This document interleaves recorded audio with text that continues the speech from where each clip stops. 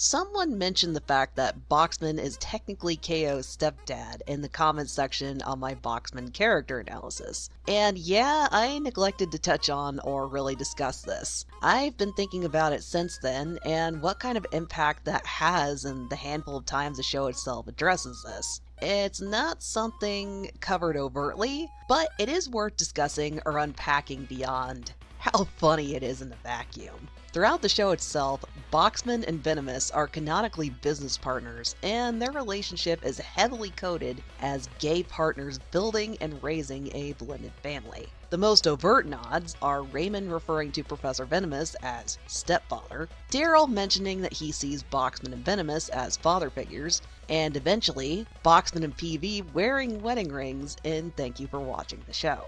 Getting back to Boxman and KO specifically, when Boxman first meets KO, he puts him in a trap that's pretty much an operating table with manacles, and plays a more threatening villain than he really intends to be.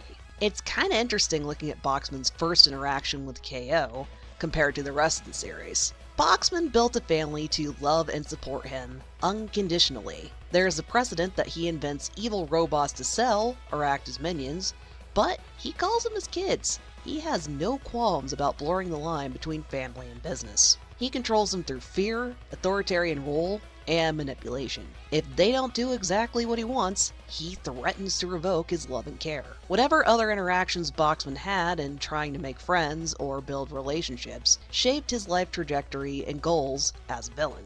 I'm leapfrogging from someone's headcanon that stems from Boxman's very specific comment that, "And after this foolish stunt, they're gonna beat you up. No! And then they'll never want to play with you ever again!"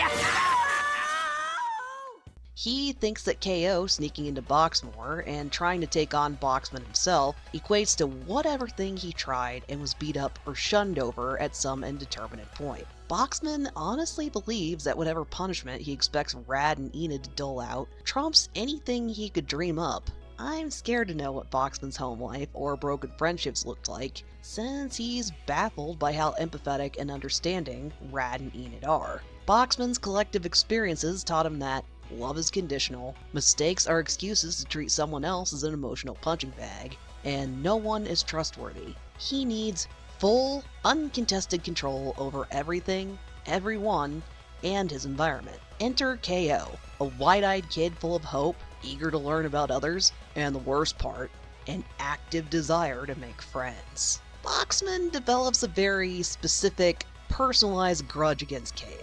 Where the Plaza attack started with the bodega, there's something about KO in particular that hits a strong chord in Boxman's personal experiences. Maybe KO's budding friendship with Rad and Enid was exactly what Boxman wanted. Didn't realize he wants or needs something like that, and chooses to channel his hatred and bitterness towards KO. Arguably, KO has a very significant impact on the overall morale at the Plaza too.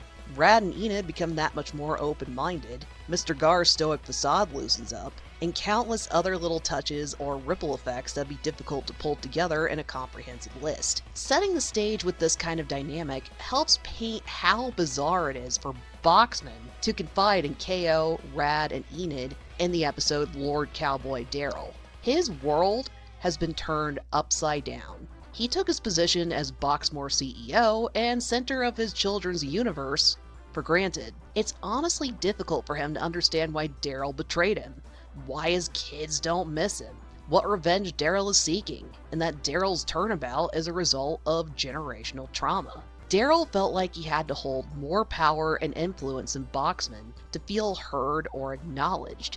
He wasn't necessarily wrong. The problem was that neither one was ready or equipped to have the substantial heart-to-heart they needed without an outside mediator or observer giving helpful advice. So Rad, Enid, and KO give Boxman advice that sticks. KO's comment is a clincher. Honestly, there's such stinging irony to KO getting through to Boxman about stepping up as Daryl's dad. The biggest thing missing in KO's life is his supposedly dead absentee father. He's desperately seeking out someone to be a role model, an example of positive masculinity, emotional support, and the complement to what his mom is as a hero. When KO comments that, "You'll always be Daryl's father," there's an unspoken, for granted expectation that Boxman will accept and fulfill the responsibility of that role. He'll do what it takes to be the man worthy of Daryl's love, affection, and respect. And Boxman does start working on that. He starts repairing a strained relationship with his kids and takes their needs more seriously. It's a slow burn, but him owning where he failed Daryl is a good start. Where Boxman takes a Bodega Man's advice here, nothing changes his role as their major villain. Enter Professor Venomous as Boxman's partner. Boxman starts building a rapport with Fink as his immediate stepkid and new entry to the Boxmore family. He learns about KO's bio-dad. Between the Boxmore merger and new dramatic changes, he advises Venomous to take the reveal slowly. Boxman anticipates just how much of a bombshell KO discovering who his father is, and prefers something that can maintain the slow, steady Boxmore versus Applause battle. Ultimately, he wants to figure out how to incorporate Venomous, but keep KO where he is. Instead, Venomous plants him in a very tenuous, awkward position. Boxman has to adjust quickly. The key scene showing Boxman as his nemesis freshly dubbed stepdad is the beginning of Let's Get Shadowy. Where Carol is trying to respect her son's wishes and autonomy, Boxman steps in as the peacekeeper. He extends an olive branch to Carol, apologizing for Venomous's bombshell reveal and the weird aftermath. He tries to commiserate with her or establish that even if PV isn't reliable, Boxman is ready to act as a go-between or buffer. It's awkward and not quite the right approach here. Boxman is rebuffed, but the fact he tried shows strength of character and maturity he didn't have previously.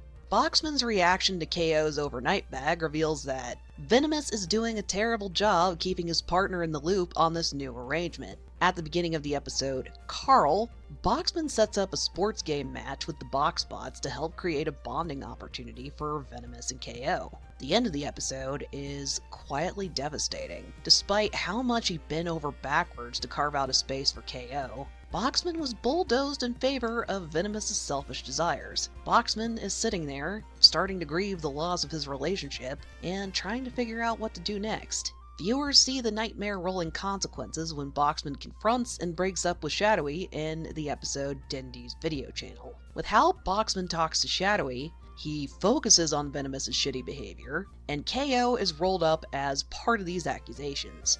Shadowy and TKO are a package deal. Both of them need to leave.